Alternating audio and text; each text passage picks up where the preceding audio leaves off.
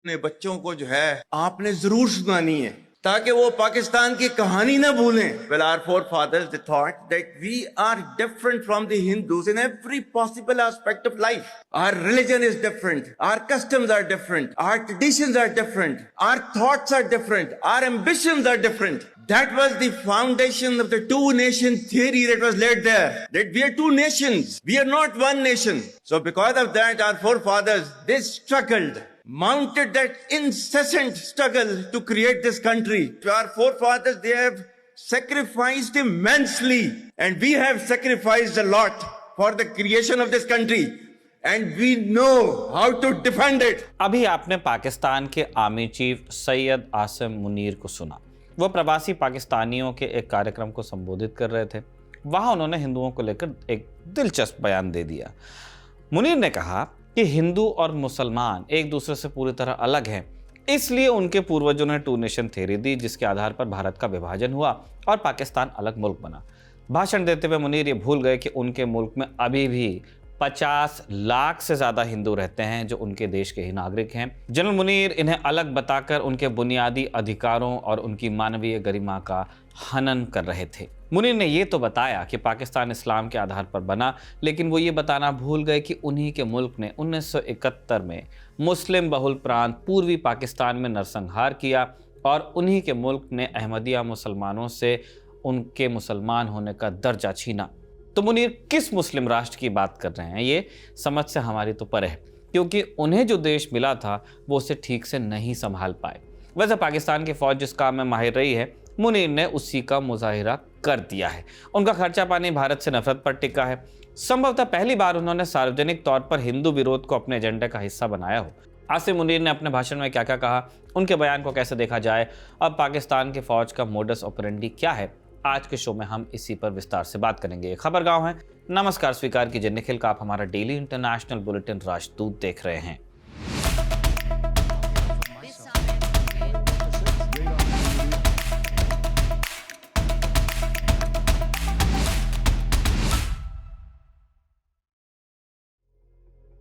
सैयद आसिम मुनीर नवंबर 2022 में पाकिस्तान के army chief बने।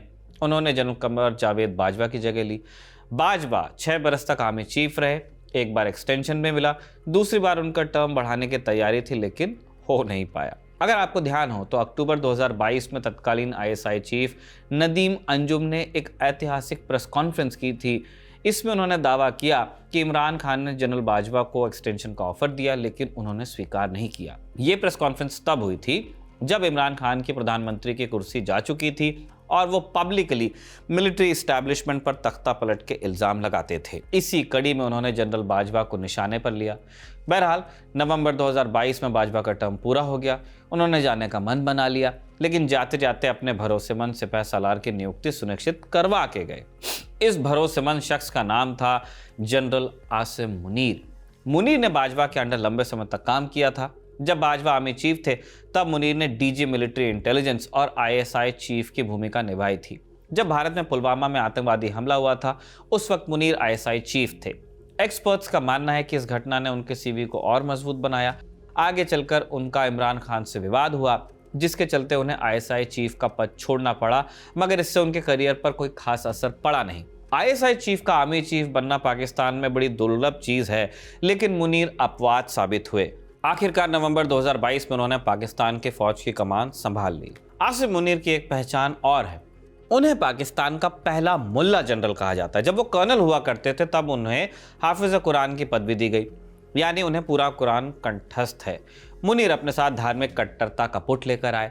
जब वो आर्मी चीफ बने थे तब आशंका जताई गई थी कि उनका चाल चरित्र हिंदुस्तान के लिए खतरनाक साबित हो सकता है, क्योंकि धर्म की तरफ झुकाव रखने वाला आर्मी अफसर ज्यादा कट्टर होगा और वो ऐसे रेडिकल गुटों को ज्यादा शह देगा जो हिंदुस्तान के खिलाफ काम करते हैं, जो आतंकवादी हैं। आसिम मुनीर के कार्यकाल का ये तीसरा बरस है। पाकिस्तान में आर्मी चीफ का टर्म 3 साल का हुआ करता था, लेकिन नवंबर 2024 में आर्मी एक्ट में संशोधन कर इसे 5 साल का कर दिया गया। रूस हो, चीन हो, सब जगह एक जैसे लोग आ रहे हैं और आके जाना नहीं चाह रहे हैं। अब मुनीर 2027 तक के लिए निश्चिंत हैं। बतौर आर्मी चीफ मुनीर ने भारत के खिलाफ पहले भी कई बार बयान दिया है। पाकिस्तान में होने वाली हिंसक घटनाओं के लिए भारत को जिम्मेदार ठहराना हो या कश्मीर पर अनर्गल प्रलाप करना हो, या भारत को धमकी देना, ये सब उनका ट्रेडिशनल रवैया रहा है। 16 अप्रैल को वो एक कदम आगे निकले। भारत को घेरते घेरते उन्होंने हिंदुओं पर कुछ ऐसा कह दिया जिसकी चर्चा पाकिस्तान से ज्यादा भारत में हुई। दरअसल मुनीर इस्लामाबाद में ओवरसीज पाकिस्तानी कन्वेंशन 2025 के एक समारोह में शामिल हुए। इस समारोह में पाकिस्तान के प्रधानमंत्री शहबाज शरीफ भी मौजूद थे और उनकी मौजूदगी में ही मुनीर ने 2 nation theory, Balochistan, Indian army और कश्मीर पर बयान दिया। क्या क्या बोले, एक एक कर आपको बताते हैं।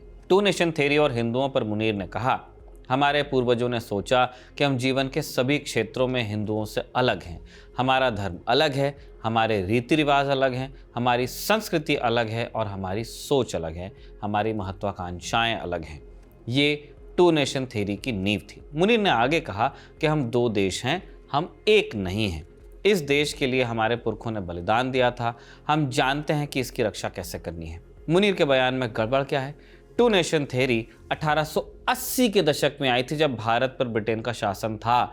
उस वक्त कहा गया था कि भारतीय उपमहाद्वीप के हिंदू और मुसलमान एक दूसरे से अलग हैं, इसलिए औपनिवेशिक शासन के बाद दोनों को अलग देश मिलना चाहिए। मुस्लिम लीग ने इस आधार पर पाकिस्तान की मांग की थी, जो उनको मिल भी गया। अगस्त 1947 में भारत का विभाजन हुआ और भारत के पूरब और पश्चिम में कुछ हिस्सों को काटकर पाकिस्तान बनाया गया। पाकिस्तान पूरी तरह से धर्म के आधार पर बना था, जबकि भारत ने सेक्युलर रहने का विकल्प चुना। जब पाकिस्तान की मांग करने वालों को पाकिस्तान मिल गया, उन्हें इसे अच्छे से चलाना चाहिए था, सबको साथ लेकर चलना चाहिए था, लेकिन ऐसा नहीं हुआ। पार का सेंटर पश्चिमी पाकिस्तान में रह गया, उसमें पंजाब प्रांत का बोलबाला रहा। एक तो वो पश्चिमी पाकिस्तान के दूसरे सूबों को कमतर आंकते थे, ऊपर से पूर्वी पाकिस्तान की बांग्ला भाषी जनता को तो वो एलियंस की तरह देखते थे। जब पूर्वी पाकिस्तान में भाषा आंदोलन शुरू हुआ और स्वायत्तता की मांग उठी, उन्होंने इसका दमन किया। 1971 में ऑपरेशन सर्च लाइट क्रूरता की मिसाल है, जब पाकिस्तान आर्मी ने भीषण नरसंहार किया और हजारों महिलाओं के साथ बलात्कार किया।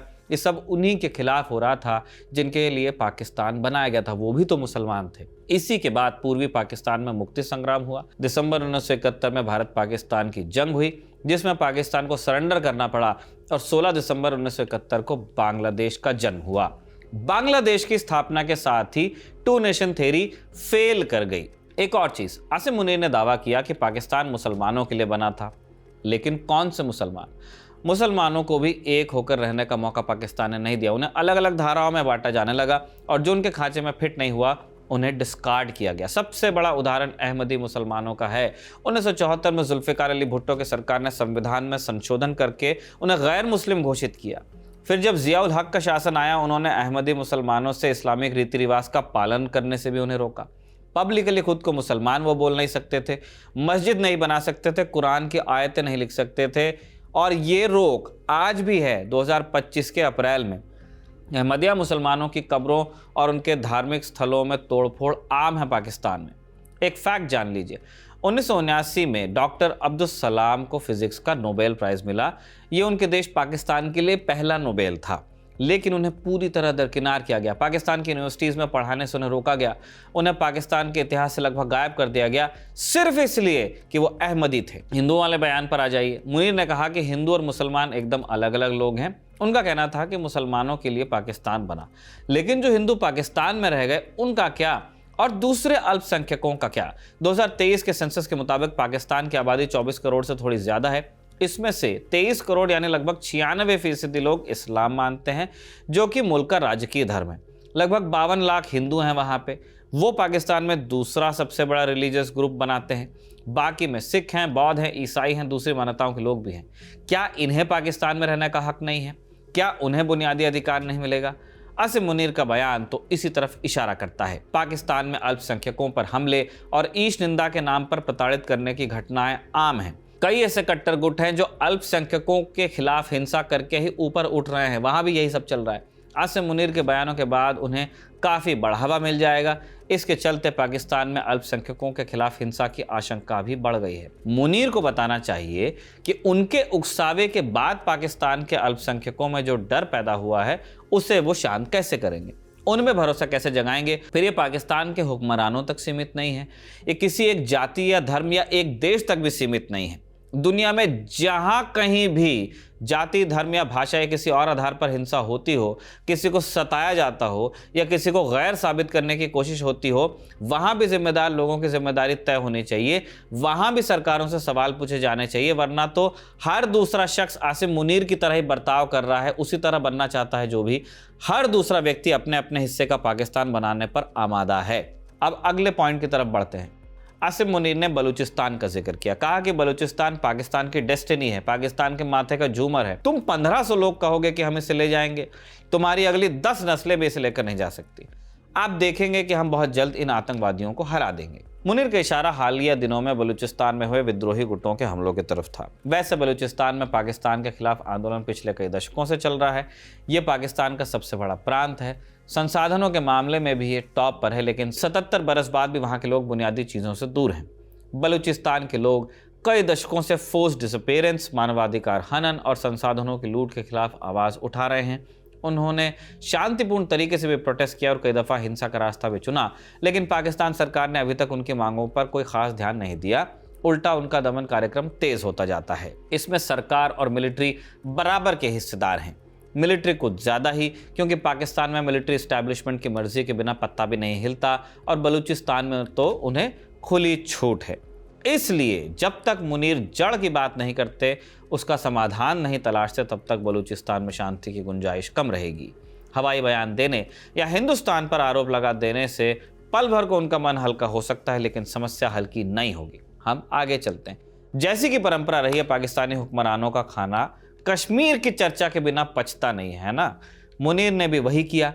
उन्होंने अपने भाषण में कश्मीर का राग छेड़ा। मुनीर ने कहा कि कश्मीर हमारी सबसे अहम नस है, कश्मीर पर हमारा और सरकार का रुख बिल्कुल स्पष्ट है, हम इसे भूलेंगे नहीं, हम भारत के कब्जे के खिलाफ संघर्ष करने वाले अपने कश्मीरी भाइयों को नहीं छोड़ेंगे। इस बयान का यह मतलब निकाला जा रहा है कि पाकिस्तान की फौज कश्मीर में हिंसा और अलगाववाद फैलाने की कोशिश तेज कर सकती है।